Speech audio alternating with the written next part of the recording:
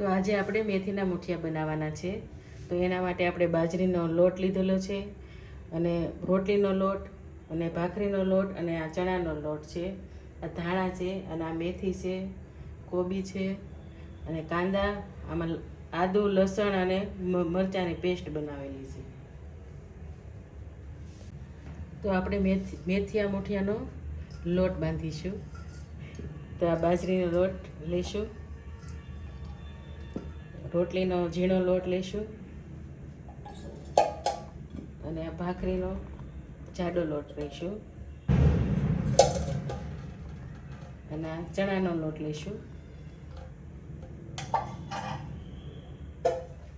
પછી આપણે એમાં મેથી નાખીશું,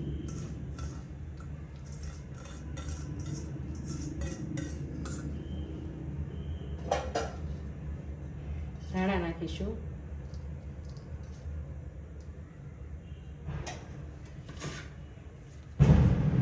કોબી નાખીશું, આપણે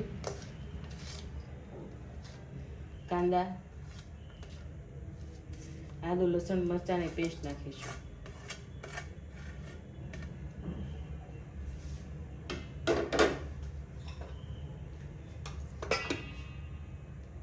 દોઢ ચમચી હળદર નાખીશું,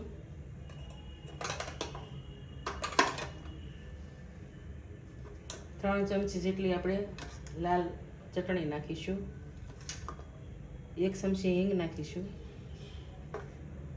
એક ચમચી ગરમ મસાલો નાખીશું, 2 ચમચી ધાણા જીરું પાવડર નાખીશું અને સ્વાદ પ્રમાણે મીઠું નાખીશું.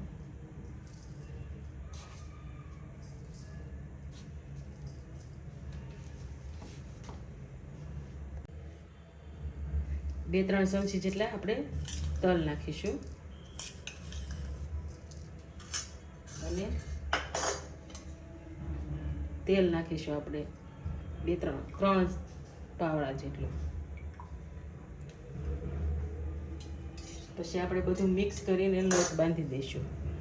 જરૂર પડે તો જ આપણે પાણી નાખીશું. તો આપણું બધું મિક્સ થઈ ગયું છે. હવે આપણે 1 ગ્લાસ પાણી લીધું છે. હવે જરૂર પ્રમાણે આપણે પાણી નાખીને લોટ બાંધીશું.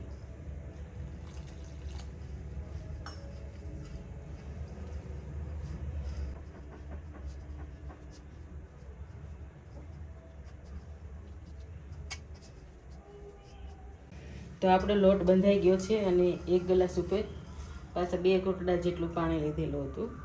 હવે આપણે તેલ નાખીને મસળી લઈશું અને પછી આપણે ઢોકળાને સડવા મૂકી દઈશું. તો આપણે આ મુઠિયાની ડીશ લઈ લઈશું, એમાં તેલ નાખીશું અને ફરતી ચોટી ન જાય તે માટે તેલ લગાવી દઈશું.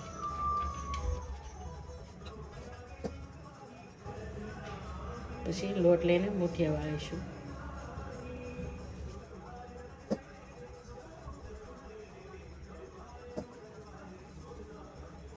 તો આપણું પાણી ઉકળી ગયું છે અને એમાં લીંબુનું ફાડું નાખ્યું છે, કેમ કે આપણે પાણીનું ક્ષાર ન બેસી જાય તે માટે. અને હવે આપણે એમાં મુઠિયા મૂકીશું અને ઢાંકણ બંધ કરી દઈશું.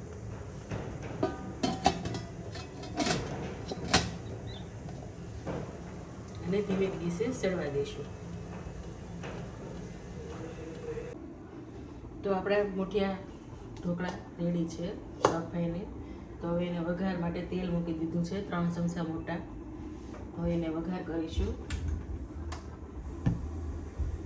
પહેલાં આપણે રાઈ નાખીશું 1 ચમચી.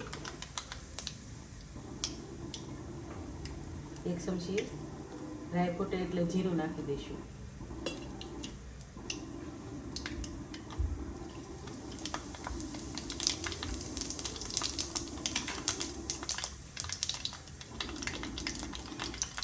ત્રણ ચમચા જેટલી મોટી તલ છે, તલ નાખી દઈશું.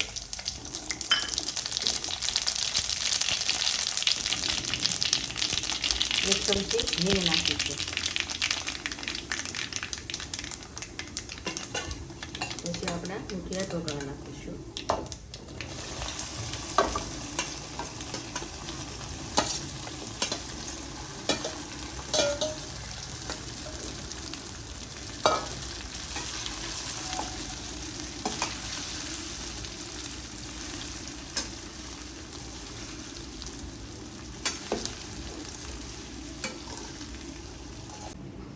આપણા ઢોકળા વઘારાઈ ગયા છે. હવે એની ઉપર ધાણા નાખી દઈશું અને પ્લેટમાં કાઢીશું.